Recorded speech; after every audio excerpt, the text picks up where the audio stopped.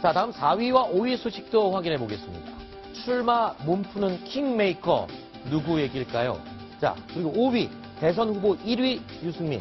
조금 전에 저희가 중계로 당선 소감을, 그러니까 후보 당선 소감을 제가 확인해 봤습니다. 자, 오늘 오후에 들려온 소식입니다. 김무성 전 대표와 홍석현 전 중앙일보 회장이 만났다. 이런 내용이 흘러나오고 있습니다. 오늘 직접 관련해서요, 김무성 전 대표가 입장을 밝혔는데 들어보시겠습니다. 홍석현 회장님 만나셨다고 제가 지금 말씀을 여쭤보았습니다. 홍석현 회장하고 나하고는 수십 년 친한 사이인데 오래전에 만날 약속을 했는데 마침 그날 회사에 사표를 내었다고. 그날 일어나고 술 한잔한 것밖에 없습니다. 향후 행보에 대한 조언을 구하신다거나 정치권 진출에 대한 우리나라의 미래를 위해서 일을 하고 싶다는 그런 이야기를 합니다. 당장 이번 대선에 그런 이야기는 제가 없습니다.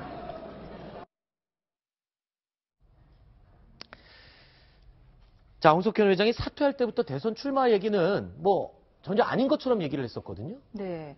그 당시에 이제 사퇴의 변을 얘기할 때 새로운 대한민국을 만드는데 조금이라도 도움을 주겠다, 이런 포부를 밝혔기 때문에 대선 출마하는 것 아니냐, 이런 설이 그 당시에 굉장히 많이 번졌고, 지금까지도 일각에서는 사라지진 않고 있습니다. 그런데 오늘 그 김무성 전 대표와 만나서 홍석현 전 대표가 뭔가 이번 대선을 앞두고 뭔가 큰 판을 한번 흔들어 보려는 그런 논의가 있었던 것이 아니냐, 이런 추정이 나오고 있고요. 홍석현 전 회장이 과연 직접 출마할까? 그것에 대해서 이제 박지원 대표가 저희 채널A 기자와 통화를 하면서 한 얘기가 있는데, 박지원 대표 말로는 어쨌든 홍 회장이 뜻이 아예 없는 것 같지는 않았다. 물론 느낌이다. 이렇게 얘기를 했지만, 지금 출마할 수 있는, 그러니까 대선까지 시간이 워낙 너무 짧고요. 5월 9일까지 지금 한 달, 2달 정도밖에 기한이 남지 않았기 때문에, 그렇기 때문에 직접 출마하기에는 약간 한계가 있지 않느냐. 근데 앞으로 어쨌든 변수가 4월 15일부터 16일 이틀 동안 후보 등록이 이루어지는 거기 때문에 앞으로 이 판이 어떻게 될지는 지켜봐야 될 것 같습니다. 네. 자, 박지원 대표도 오늘 기자들과 만나서요, 본인이 만난 사람과 만날 사람들에 대해서 이야기를 꺼냈습니다. 들어보시겠습니다.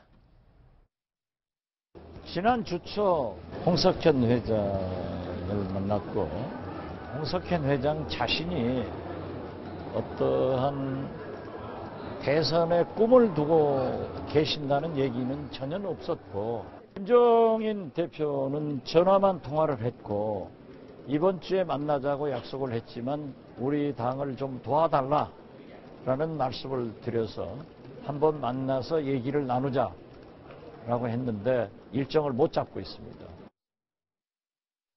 네, 지금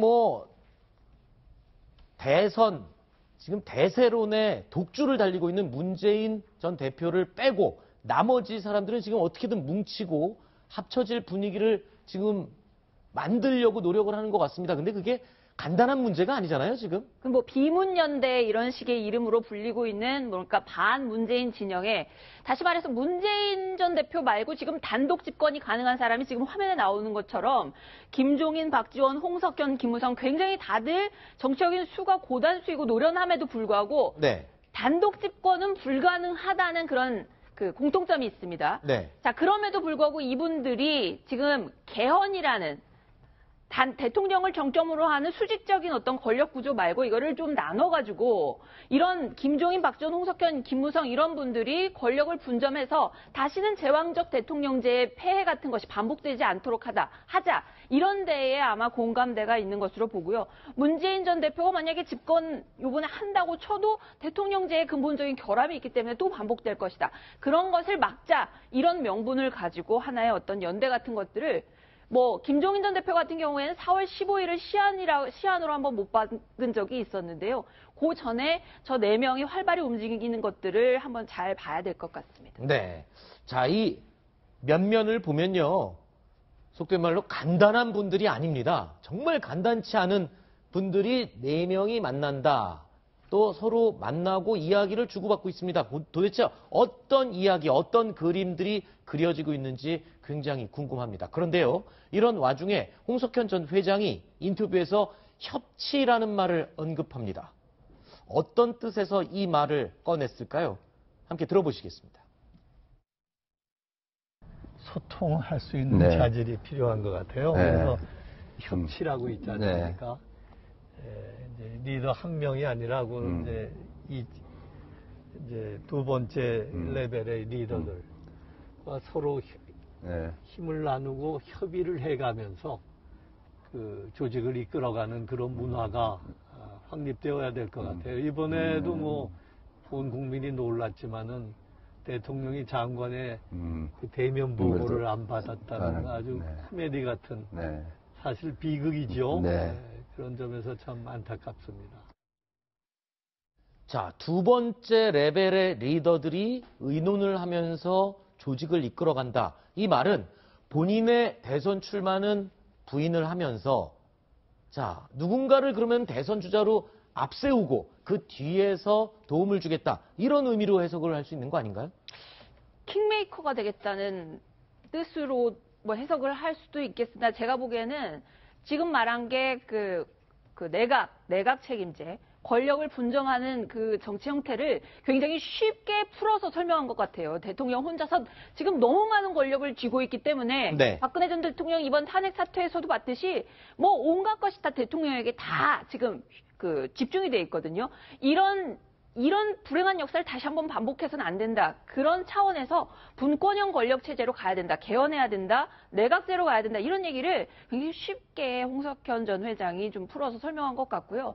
그와 관련해서 언론에서도 이와 관련해서 그 굉장히 그 개헌이나 내각제에 대해서 긍정적인 얘기를 한 것으로 봐서는 그거에 대한 역할을 하지 않겠나. 그렇게 유측을 해봅니다. 그렇군요. 자, 그리고요, 오늘 아침 신문에 동아일보 단독 기사가 뜬 내용이 있습니다. 김종인 전 대표가 문재인 전 대표의 대항마로 직접 대선에 출마할 가능성이 있고 이 얘기가 흘러나온다라고 얘기가 기사로 떴습니다. 민동열 차장. 네. 이거 어떻게 된 얘기입니까? 그럼 민주당에서 비문계 의원들이 좀 탈당하고 같이 뛰어나온다라는 가능성도 있다고 봐야 되는 건가요? 일단은 그럴 가능성은 그렇게 높지는 않은 걸로 저는 보고 네. 있습니다. 왜냐하면 이제 대선이 45일 정도밖에 남지 않은 상황에서 네. 할당을 해서 김종인 전 대표를 뭐 옹립해서 간다. 그런 거는 조금 아닌 것 같고요. 아하. 그러나 김종인 전 대표는 사실 작년 1월에 그 위기에 민주당을 구하러 왔을 때부터 계속 해오던 얘기가 하나 있습니다. 그게 뭐냐면 나는 더 이상부터 마음 한켠에는 염두에 두고 있었다. 그렇게 보는 게 맞을 것 같습니다. 그렇군요.